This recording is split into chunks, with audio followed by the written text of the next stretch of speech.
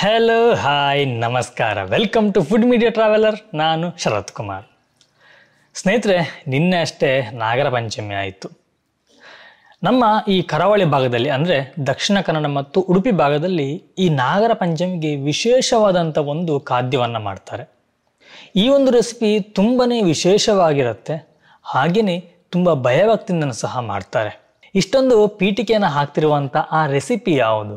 ಸ್ನೇಹಿತರೆ, ಈ ನಮ್ಮ ಕಡೆ ನಾಗರ ಪಂಚಮಿ ದಿನದಂದು ಅರಿಶಿನ ಎಲೆಯ ಕಡುಬು ಮಾಡ್ತಾರೆ. ಅಂದರೆ ಅರಿಶಿನ ಎಲೆಗೆ ಅಕ್ಕಿಯ ಬಂಧವನ್ನು ಹಚ್ಚಿ ಅದರ ನಡುವಲ್ಲಿ ಸಿಹಿ ಹೂರಣವನ್ನು ಇಟ್ಟು ಫೋಲ್ಡ್ ಮಾಡಿ ಬೇಯಿಸುವಂಥದ್ದು ಇದು ಅರಿಶಿನ ಎಲೆ ಕಡುಬು. ಇದೇ ರೀತಿಯ ಅರಿಶಿನ ಎಲೆ ಕಡುಬನ್ನು ನಮ್ಮ ಈ ಕರಾವಳಿ ಭಾಗದಲ್ಲಿ ಮಾತ್ರ ಮಾಡ್ತಾರೋ ಅಥವಾ ಬೇರೆ ಕಡೆ ಮಾಡ್ತಾರೋ ಅನ್ನೋದು ನನಗೆ ನಿಜವಾಗ್ಲೂ ಗೊತ್ತಿಲ್ಲ. ನಿಮ್ಮ ಕಡೆ ಮಾಡ್ತಾರಾ ಅಥವಾ ಯಾವ್ಯಾವ ಕಡೆ ಮಾಡ್ತಾರೆ ಅನ್ನೋದನ್ನ ನನಗೆ ಕಮೆಂಟ್ ಮೂಲಕ ನೀವು ತಿಳಿಸ್ಬೇಕು. ಈ ಅರಿಶಿನ ಎಲೆ ಕಡುಬನ್ನು ಯಾಕೆ ಮಾಡಿ ತಿಂತಾರೆ? ಈ ನಾಗರ ಪಂಚಮಿ ದಿನದಂದು ಅದರ ವಿಶೇಷತೆ ಏನು? ಈ ಒಂದು ಅರಿಶಿನ ಎಲೆ ಕಡುಬನ್ನು ಸಂಪ್ರದಾಯವಾಗಿ ಯಾಕೆ ಮಾಡಿದ್ದಾರೆ?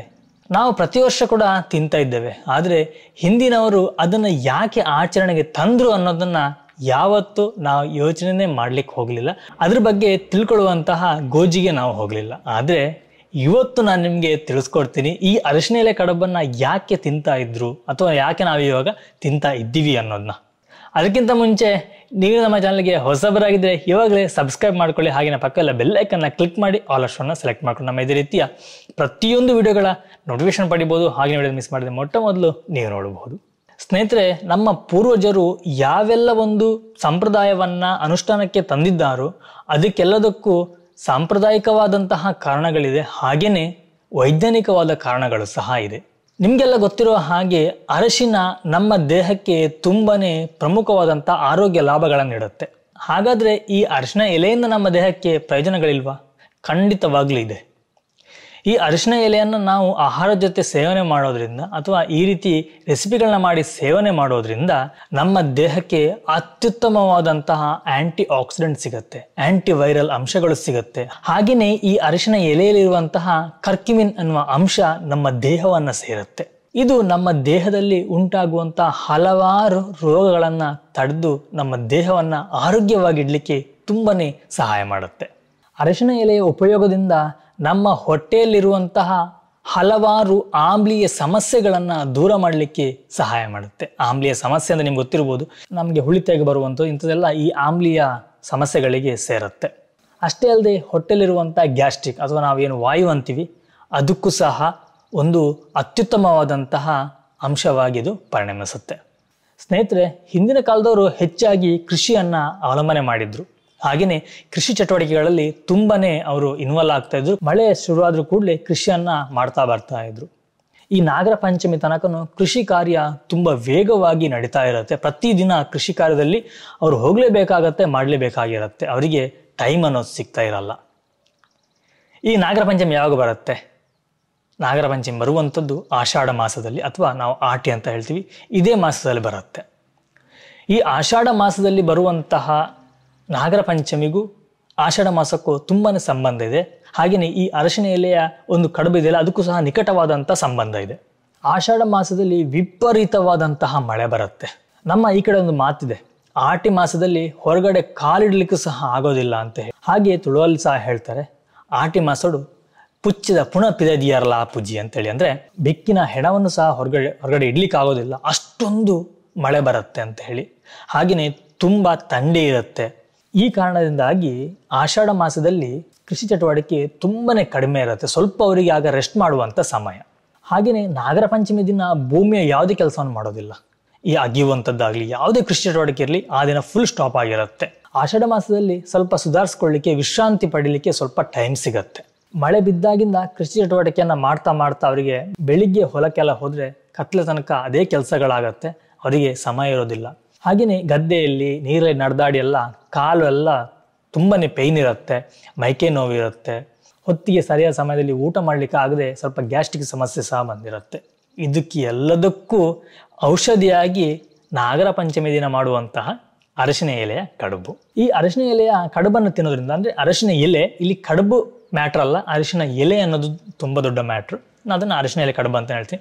ಈ ಅರಿಶಿನ ಎಲೆ ಕಡುಬನ್ನು ತಿನ್ನೋದ್ರಿಂದ ದೇಹದಲ್ಲಿರುವಂತಹ ನಾನಾ ರೀತಿಯ ನೋವುಗಳನ್ನು ನಿವಾರಣೆ ಮಾಡುವಂಥ ಶಕ್ತಿ ಈ ಅರಿಶಿನ ಎಲೆಗಿದೆ. ಕೃಷಿ ಚಟುವಟಿಕೆಗಳನ್ನು ಮಾಡುವಾಗ ಕೈಕಾಲುಗಳಲ್ಲಿ ದೇಹದಲ್ಲಿ ಅಲ್ಲಲ್ಲಿ ಸಣ್ಣ ಪುಟ್ಟ ಗಾಯಗಳಾಗುವಂಥದ್ದು ಸಾಮಾನ್ಯ. ಕೆಲವೊಮ್ಮೆ ದೊಡ್ಡ ದೊಡ್ಡ ಗಾಯಗಳು ಸಹ ಆಗತ್ತೆ. ಹಿಂದಿನ ಕಾಲದವ್ರು ನೋಡ್ಬೋದು, ಅವರೇನೋ ಹಾಸ್ಪಿಟ್ಲಿಗಳಿಗೆ ಹೋಗ್ತಿರಲಿಲ್ಲ ಅಥವಾ ಯಾವುದೇ ಹೆಚ್ಚಿನ ಔಷಧಿಯನ್ನು ಅವ್ರು ಇದು ಮಾಡ್ತಿರ್ಲಿಲ್ಲ. ಅವರ ಅಕ್ಕಪಕ್ಕದಲ್ಲಿ ಸಿಗುವಂತಹ ಹಳ್ಳಿ ಔಷಧಿಗಳನ್ನು, ಎಲೆಗಳನ್ನು ಉಪಯೋಗ ಮಾಡಿ ಗಾಯವನ್ನು ವಾಸಿ ಮಾಡ್ಕೊಳ್ತಾ ಇದ್ರು. ಈ ಔಷಧಿಗಳನ್ನ ಉಪಯೋಗ ಮಾಡಿದ್ರು ಕೂಡ ಇವರು ನೀರಿನಲ್ಲಿ ಹೆಚ್ಚಾಗಿ ಓಡಾಡ್ತಾ ಇರೋದ್ರಿಂದ ಗಾಯ ತುಂಬ ಬೇಗನೆ ಗುಣ ಆಗೋದಿಲ್ಲ. ಈ ಆಷಾಢ ಮಾಸದಲ್ಲಿ ಸ್ವಲ್ಪ ರೆಸ್ಟ್ ಇರೋದ್ರಿಂದ ತಮ್ಮ ದೇಹದಲ್ಲಿರುವಂತಹ ಗಾಯಗಳನ್ನು ಗುಣಪಡಿಸಿಕೊಳ್ಳಿಕ್ಕೆ ಈ ಅರಿಶಿನ ಎಲೆ ತುಂಬಾ ಸಹಾಯ ಮಾಡುತ್ತೆ. ಅರಿಶಿನ ಎಲೆಯಲ್ಲಿ ಆಂಟಿ ಬ್ಯಾಕ್ಟೀರಿಯಲ್ ಅಂಶ ಸಹ ಇದೆ. ಇದು ಗಾಯದಲ್ಲಿ ಸೂಕ್ಷ್ಮ ಜೀವಿಗಳು ಅಂದರೆ ಬ್ಯಾಕ್ಟೀರಿಯಾಗಳು ಉತ್ಪಾದನೆ ಆಗದಂತೆ ಅಥವಾ ಬ್ಯಾಕ್ಟೀರಿಯಾ ನಾಶಪಡಿಸುವಂಥ ಕೆಲಸವನ್ನು ಸಹ ಇದು ಮಾಡುತ್ತೆ. ನಾನು ನಿಮಗೆ ಆವಾಗಲೇ ಹೇಳಿದಾಗೆ ಆಷಾಢ ಮಾಸದಲ್ಲಿ ವಿಪರೀತವಾದಂತಹ ಮಳೆ ಇರೋದ್ರಿಂದ ಸಾಮಾನ್ಯವಾಗಿ ಈ ಶೀತ, ಜ್ವರ, ಕೆಮ್ಮು, ನೆಗಡಿ ಸಾಮಾನ್ಯವಾಗಿರುತ್ತೆ.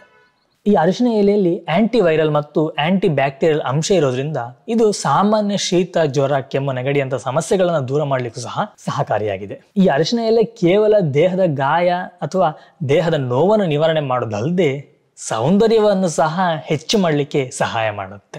ನೀವೆಲ್ಲ ಯೋಚನೆ ಮಾಡಿಬೇಕಾದ್ರೆ ತುಂಬ ಹಿಂದಿನ ಕಾಲದವರು ಮುಖಕ್ಕೆ ಯಾವುದು ಹಚ್ಚುತ್ತಾ ಇರಲಿಲ್ಲ. ಈಗೆಲ್ಲ ಬಂದಿದೆ, ಏನೇನೋ ಪ್ರಾಡಕ್ಟ್ಗಳು ಬಂದಿದೆ, ಬಟ್ ಯಾವುದನ್ನು ಹಾಕ್ತಾ ಇರಲಿಲ್ಲ. ಆದರೂ ಕೂಡ ಅವರ ದೇಹದ ಬಣ್ಣ ಮತ್ತು ಮುಖದ ಬಣ್ಣ ಹೆಚ್ಚು ಕಮ್ಮಿ ಒಂದೇ ಇರುತ್ತೆ. ಯಾಕೆ ಅಂತಂದರೆ ಅವರ ಆಹಾರ ಕ್ರಮ, ಆಹಾರ ಪದ್ಧತಿ ಆ ರೀತಿ ಇತ್ತು. ಆಯಾಯ ಕಾಲಕ್ಕೆ, ಆಯಾಯ ಮಾಸಕ್ಕೆ ಏನೇನು ತಿನ್ನಬೇಕು ಅದನ್ನೆಲ್ಲ ತಿಂತಾ ಇದ್ರು. ನಮ್ಮ ಈ ಕರಾವಳಿ ಭಾಗದಲ್ಲಿ ಮಳೆಗಾಲ ಶುರುವಾದ್ರೂ ಕೂಡಲೇ ನಾವು ತಜಂಕ್ ಎಲೆ ಅಂತ ತಿಂತೀವಿ. ತಜಂಕ್ ಅಂತಂದರೆ ತಗಚೆ ಅಂತೇಳಿ. ಆಲ್ರೆಡಿ ನಾವು ಇದ್ರ ಬಗ್ಗೆ ಸಹ ಮಾಹಿತಿನ ನಿಮಗೆ ನೀಡಿದ್ದೀನಿ. ನೀವು ಒಂದು ವೇಳೆ ಆ ವಿಡಿಯೋ ನೀವು ನೋಡಲಿಲ್ಲ ಅಂತಂದರೆ ಐಬಿಟ್ ನಾನು ಕೊಟ್ಟಿರ್ತೀನಿ, ಹಾಗೆ ಡಿಸ್ಕ್ರಿಪ್ಷನ್ ಸಹ ಅದರ ಲಿಂಕನ್ನು ಕೊಟ್ಟಿರ್ತೀನಿ, ಅದನ್ನು ನೋಡಿ. ಈ ತಗಚೆಯ ಎಲೆಯನ್ನು ಉಪಯೋಗ ಮಾಡಿಕೊಂಡು ಹಲವಾರು ರೆಸಿಪಿಗಳನ್ನ ಮಾಡ್ತಾ ಇದ್ರು. ಇನ್ನು ತೇವು ಅಂತ ಬರುತ್ತೆ ಅಥವಾ ಕೆಸವೆ ಅಂತ ಹೇಳ್ತೀವಲ್ಲ, ಅದನ್ನು ಉಪಯೋಗ ಮಾಡಿಕೊಂಡು ಪತ್ರೊಡೆ, ಚಟ್ನಿ, ಅದರ ದಂಟಿನಿಂದ ಸಾರು, ಇದೇ ರೀತಿ ಬೇರೆ ಬೇರೆ ಖಾದ್ಯಗಳನ್ನ ಮಾಡ್ತಾ ಇದ್ರು. ಈ ಹುರುಳಿಯ ಸಾರನ್ನು ಮಾಡಿ ಕುಡಿತಾ ಇದ್ರು. ಬೆಳಿಗ್ಗೆ ಹುರುಳಿಯನ್ನು ಬೇಯಿಸಿದ ನೀರನ್ನು ಕುಡಿತಾ ಇದ್ರು. ಇದೇ ರೀತಿ ನಮ್ಮ ಪ್ರಕೃತಿಯಲ್ಲಿ ಸಿಗುವಂತ ಬೇರೆ ಬೇರೆ ರೀತಿಯ ಖಾದ್ಯಗಳನ್ನ ಸೇವನೆ ಮಾಡ್ತಾ ಇದ್ರು. ಈ ಕಣಿಲೆ ಅಂತ ಬರುತ್ತೆ, ಈ ಬಿದಿರಿನ ಚಿಗುರು, ಅದರಿಂದ ಸಹ ರೆಸಿಪಿಗಳನ್ನ ಮಾಡಿ ಅದನ್ನು ಸೇವನೆ ಮಾಡ್ತಾ ಇದ್ರು. ಇನ್ನು ಕೋಕಂ ಬರುತ್ತೆ, ಈ ಪುನರ್ಪುಳಿಯ ಸಿಪ್ಪೆಯನ್ನು ಒಣಗಿಸಿ ಅದನ್ನು ಇವಾಗ ಸಾರು ಮಾಡಿ ಉಪಯೋಗ ಮಾಡುವವರು. ಇದೇ ರೀತಿ ಮಳೆಗಾಲದಲ್ಲಿ ಸಿಗುವಂಥ, ಹಾಗೆಯೇ ಆಯಾಯ ಋತುಗಳಿಗೆ, ಆಯಾಯ ಮಾಸಗಳಿಗೆ ಸಿಗುವಂತಹ ಸೊಪ್ಪು, ತರಕಾರಿ, ಹಣ್ಣುಗಳನ್ನು ಸೇವನೆ ಮಾಡ್ತಾ ಇದ್ರು. ಇದರಿಂದ ಅವರ ಆರೋಗ್ಯ ತುಂಬ ಸದೃಢವಾಗಿತ್ತು, ದೇಹ ಬಹಳ ಸದೃಢವಾಗಿತ್ತು. ಇವಾಗ ನಮಗೆ 35-40 ವರ್ಷ ಆಗುವಾಗಲೇ ಬೆನ್ನು, ಕಾಲು ನೋವು, ಬೇರೆ ಬೇರೆ ರೀತಿಯ ಆರೋಗ್ಯ ಸಮಸ್ಯೆಗಳು ಕಾಣಲಿಕ್ಕೆ ಸ್ಟಾರ್ಟ್ ಆಗುತ್ತೆ. ಆದರೆ ಅವರಿಗೆ 70-80 ವರ್ಷ ಆದರೂ ತುಂಬ ಗಟ್ಟುಮುಟ್ಟಾಗಿದ್ರು, ಒಂದು ಕೃಷಿ ಕಾರ್ಯದಲ್ಲೆಲ್ಲ ಹೋಗ್ತಾ ಇದ್ರು, ಮಾಡ್ತಾ ಇದ್ರು. ಇವಾಗ ಸಹ ನಾವು ಕೆಲವರು ನೋಡಬಹುದು. ನೀವು ಕೂಡ ಅಷ್ಟೇ ಆಯಾಯ ಮಾಸಕ್ಕೆ ಸಿಗುವಂತಹ, ಆಯಾಯ ಸೀಸನ್ಗೆ ಸಿಗುವಂತಹ ಪ್ರತಿಯೊಂದು ಹಣ್ಣು ಹಂಪಲುಗಳನ್ನು, ಈ ರೀತಿ ಸೊಪ್ಪುಗಳನ್ನ ತಿನ್ನಿ. ಇದರಿಂದ ದೇಹ ತುಂಬನೇ ಆರೋಗ್ಯವಾಗಿರಲಿಕ್ಕೆ ಸಹಾಯವಾಗುತ್ತೆ.